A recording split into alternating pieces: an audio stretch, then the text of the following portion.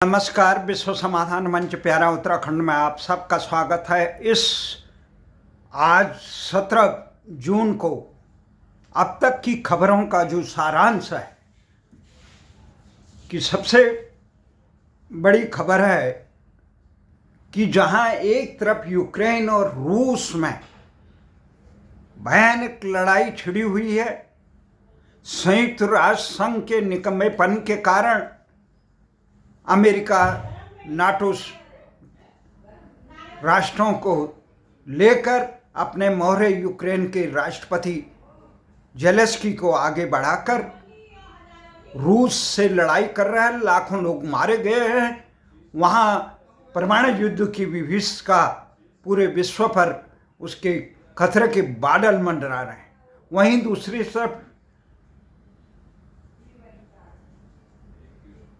Israel पर जिस प्रकार से ईरान के इस्लामी संगठनों के द्वारा जिस प्रकार से उस पर हमले किए जा रहे हैं और इजराइल द्वारा जिस प्रकार फिलिस्तीन पे हमले किए जा रहे हैं, गाजा और अन्य, वो विनाशकारी युद्ध बना हुआ है। दूसरी तरफ भारत की तरफ आतंकवाद से चारों तरफ खतरे मंडरा रहे हैं। देश में विदेशी आतंकियों, विदेशी ताकतों के द्वारा, खासकर पाकिस्तान और उसके सरपरस्तों के द्वारा जिस प्रकार से जम्मू कश्मीर में आतंकी हमले किए जा रहे हैं, देश की सरकार उसका मुंहतोड़ जवाब देने के बजाय केवल जम्मू कश्मीर सीमा पर ही आतंकियों का सफाया कर रही है, जबकि जब तक उसका पाकिस्तान में छिपे हुए या अन्य देशों से ये तुरंत न कहा जाए, इस प्रकार के आतंकी हथकंडों को सफाया न किया जाए, तो तब तक इस पर अंकुश नहीं लगेगा। वहीं दूसरी तरफ आज 17 तारीख को देश में बड़े हादसे झेलने पड़े। ये दार्जिलिंग के समय रंगापानी में न्यू जलपाईगुड़ी में एक कंचनजंगा एक्सप्रेस जो थी वो एक मालगाड़ी से टकरा गई, जिसमें 8 लोग मारे गए, 2 दर्जन से अधिक लोग घायल हो गए। इसमें हालत ये हो रही है कि ट्रेनों में सुरक्षा कवच जो है उसका पता ही नहीं चल रहा है। जिस एक ही लाइन पे किसी प्रकार से गाड़ियों का संचालन किया जा रहा है, रेलवे का सुरक्षा कवच किस कारण से टूट रहा है, इसलिए अश्विनी वैष्णव के इस्तीफे की मांग पूरे देश में की जा रही। वहीं दूसरी तरफ उत्तराखंड में जो विधानसभा के उपचुनाव होने हैं, बद्रीनाथ विधानसभा और मंगलोर विधानसभा में, वहाँ भारतीय जनता पार्टी ने बद्रीनाथ में राजेंद्र भंडारी जो यहाँ के विधायक थे कांग्रेस से, और वो कांग्रेस छोड़ के लोकसभा चुनाव से के कुछ समय पहले ही भारतीय जनता पार्टी में शामिल हुए रहस्यमय तरीके से। तो वहीं मंगलोर से भारतीय जनता पार्टी ने जो ये सीट खाली हुई सरवत करीम की, उनके निधन पर वहाँ से भारतीय जनता पार्टी ने देश के प्रतिष्ठित गुर्जर नेता भड़ाना बंधुओं में से करतार सिंह भड़ाना को चुनावी मैदान में उतारा है। जिस प्रकार से हमने हमारे पाठकों को, हमारे श्रोताओं को इस बात का भान होगा कि हमने जिस समय करतार सिंह भड़ाना हरिद्वार में लोकसभा चुनाव से पहले भारतीय जनता पार्टी का दामन थामा, उस समय हमने आशंका प्रकट की कि भारतीय जनता पार्टी हो सकता है इस संसदीय सीट से करतार सिंह भड़ाना को चुनाव लड़ाए, परंतु अब ये साफ हो रहा है कि मंगलोर जैसे सीट से, इस पर ट्विटर पे जो कमेंट्स आ रहे हैं उस पर भारतीय जनता पार्टी पे कड़ा कटाक्ष करके ये कहा जा रहा है कि भारतीय जनता पार्टी को यहाँ का स्थानीय नेतृत्व इस ढंग का नहीं मिला जो उसे कभी उत्तर प्रदेश, हरियाणा से के दिग्गज रहे करतार सिंह भड़ाना को यहाँ चुनावी दंगल में उतारना पड़ा। इससे साफ होता है भारतीय जनता पार्टी वहाँ अपने स्थानीय कार्यकर्ताओं का सम्मान नहीं करना चाहती। जो डबल इंजन की सरकार में क्या उनके इतने भी काम नहीं है कि मंगलोर जैसी संसदीय सीट पे विजय दिला सके? तो वहीं कांग्रेस ने इस सीट पर मंगलोर से काजी निजामुद्दीन को चुनावी दंगल पे उतारा है और बद्रीनाथ से लखपत बुटोला को कांग्रेस ने चुनावी दंगल में। जहाँ तक इन चुनावी समीकरणों का सवाल है, इस पे बद्रीनाथ सीट पे भारतीय जनता पार्टी मजबूत दिखाई दे रही है, वहीं मंगलोर पे कांग्रेस मजबूत दिखा रही। हालांकि सत्तासीन होने पे भारतीय जनता पार्टी किस प्रकार से अपने तेवर बदलती है, दाव पेच चलती है, किस प्रकार से प्रदेश की धामी सरकार अपनी साख बचाती है। परम बद्रीनाथ जो सीट है उसका समीकरण जो है, राजेंद्र भंडारी जो पोखरी से लेकर बद्रीनाथ क्षेत्र में वो विधायक भी रहे हैं, उन्होंने भारतीय जनता पार्टी के वर्तमान जो अध्यक्ष हैं और राज्यसभा सांसद हैं भट्ट को सीधे मुकाबले में पराजित कर दिया था। ये भारतीय जनता पार्टी के लिए करारी चोट थी, जिसका लोकसभा चुनाव से पहले भारतीय जनता पार्टी ने भंडारी को अपने पक्ष में खड़ा किया था और उसके बाद भंडारी के आने से भारतीय जनता पार्टी की ताकत बढ़ी है। वहाँ पे एक तो महेंद्र भट्ट जो प्रदेश अध्यक्ष हैं, उनके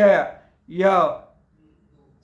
विधायकी सीट है, भले ही वो लोकप्रिय उतने नहीं हैं भारतीय जनता पार्टी के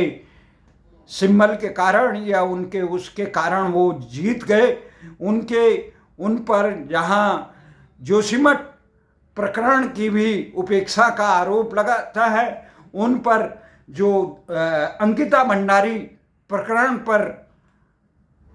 पर भी उपेक्षा का आरोप लगता है कि एक स्थानीय नेता होने गैरसैंण पे उनके विधायकों ने इस प्रकार से ठंड की बात कही थी, उस पर भी महेंद्र भट्ट मजबूती से नहीं उनको दिशा नहीं देख पाए, लोकशाही का पाठ नहीं पढ़ा पाए। जिस प्रकार से महेंद्र भट्ट ने खासकर जिस प्रकार से भू कानून और मूल निवास के आंदोलन को गरियाने का काम किया, उससे भी स्थानीय जनता उनसे नाराज रह चली। इसके बावजूद जो इस सीट बद्रीनाथ सीट पर है, भारतीय जनता पार्टी के समर्थकों की और मोदी समर्थकों की और उसके साथ भंडारी की समर्थकों की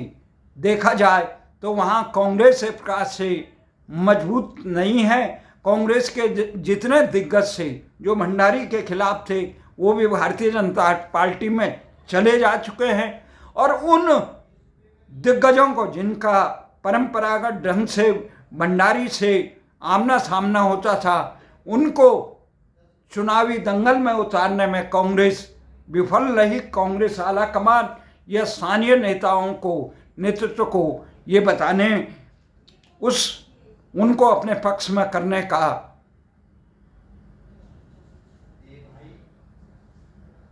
शुद्ध नहीं रही या इतना कौशल नहीं रहा। वहीं आज जहां देश में जलपाईगुड़ी में रेल दुर्घटना हुई, वहीं पौड़ी में खिरसू कुटली मोटर मार्ग पे भी एक वाहन दुर्घटना हुई जिसमें 4 लोग मारे गए। इसी सप्ताह रुद्रप्रयाग में रैतोली गांव के पास एक यात्री बस जो टेम्पो थी, उसमें 14 लोग मारे गए थे। भीषण दुर्घटना हुई थी, अलकनंदा में गिर गई थी। तो इस समय जहां उत्तराखंड में बहुत अजीबोगरीब स्थितियां चल रही है, चारों तरफ अग्नि चल रहा है। उधर से सीमांत जनपद चमोली में नारायणगढ़ क्षेत्र के बछाना कोट के धार पर पूरा पर्वत अग्नि को समर्पित हो रखा है, जल रहा है, धू धू कर जल रहा है। और वन विभाग इसे अग्नि को बचाने के लिए अपने आप को असहाय है। इसी सप्ताह बिनसर वन जीव बिहार में वनाग्नि में 4 वन कर्मी ने आग बुझाते समय वो बलिदान हो गए उनके, और कई घायल हुए। घायलों को दिल्ली के चिकित्सालय में गंभीर स्थिति में यहाँ लाया गया। वहीं सरकार ने उत्तराखंड में, जो इसका मुख्य कारण ये है, सरकार अभी न वन नीति नहीं बना पाई, आम जनता को वनों से नहीं जोड़ पाई। जो ब्रिटिश काल में इन वनों को केवल दोहन के लिए जनता से दूर कर दिया था, लोग के ग्रामीण, जब तक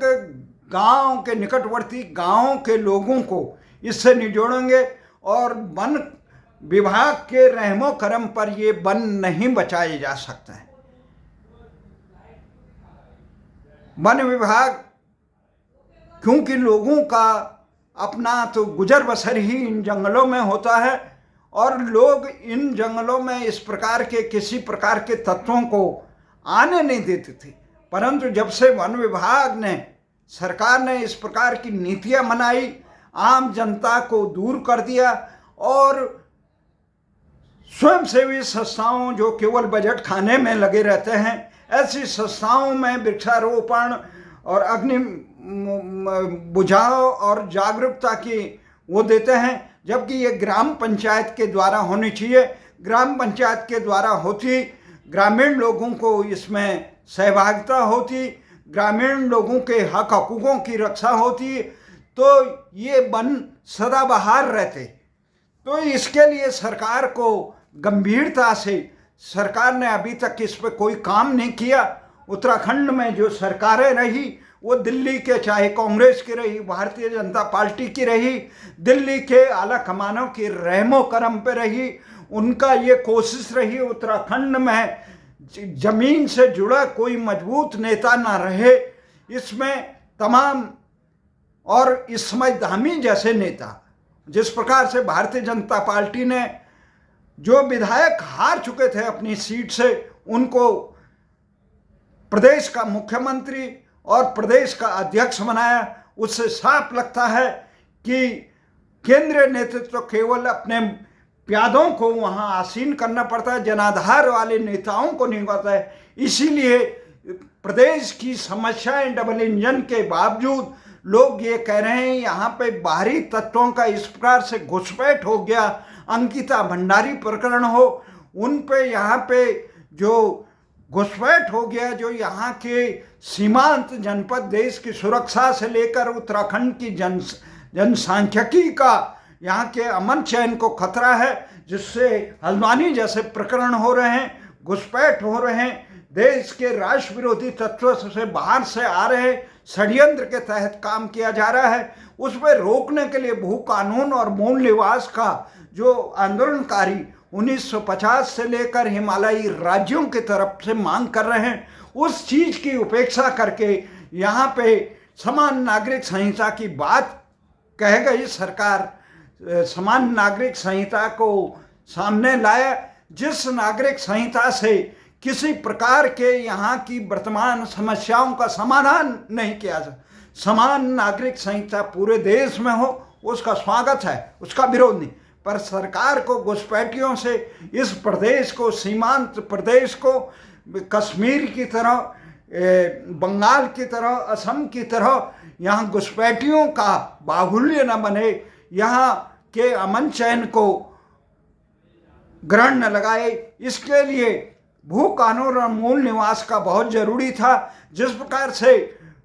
डबल इंजन की सरकार ने देहरादून और अन्य में अवैध बस्तियों को संरक्षण देने का 2024 तक संरक्षण देने का काम किया, वो भी एक उत्तराखंड के हक हकूकों के लिए। और जिस प्रकार से आयतित लोगों को स्थापित किया जा रहा है, जिस प्रकार से भ्रष्ट नौकरशाहों को हिमाचल से उद्यान विभाग में जिस प्रकार से सर्वोच्च न्यायालय में सरकार को डपट पड़ी, वो शर्मसार हुए एक भ्रष्टाचारी अधिकारी को बचाने के लिए सर्वोच्च न्यायालय में तक गए, तो उससे ये देखा गया कि सरकारें किसके पक्ष में खड़ी है। सरकारें उत्तराखंड के हक हकूकों के लिए, जो अंकिता भंडारी प्रकरण में उसके गुनाहगारों को सजा देने के बजाय उस व्यक्ति को वहाँ पे जिस पे उसके अंकिता भंडारी के माता पिता जिसको मुख्य वीआईपी बता रहे हैं, उस अपराधी को, उस आरोपी को प्रदेश में आसीन कर रखा है। ये लोकलाज लोक काज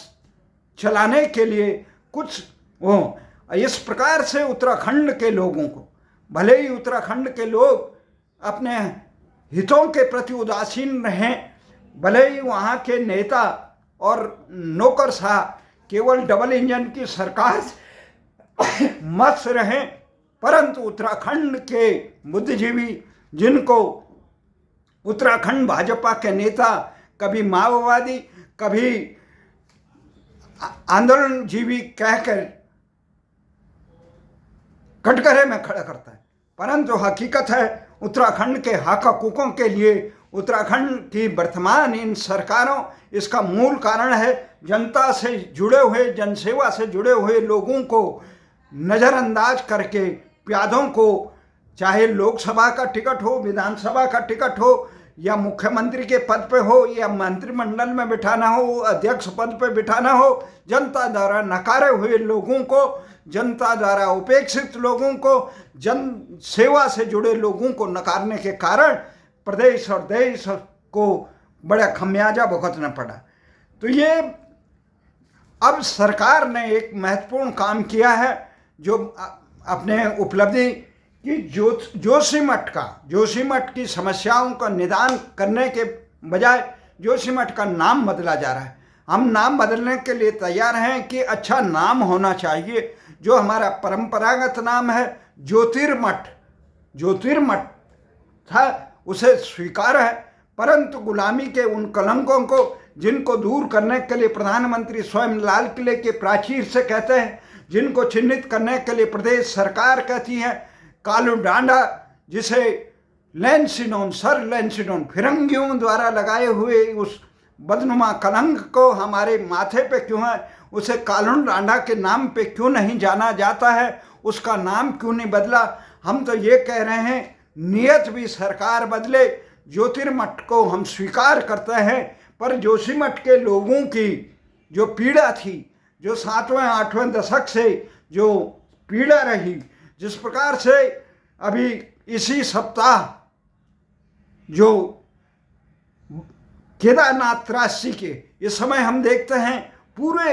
जिस प्रकार से 4 धाम यात्रा में पूरा देश विश्व के श्रद्धालु सनातन धर्म के सर्वोच्च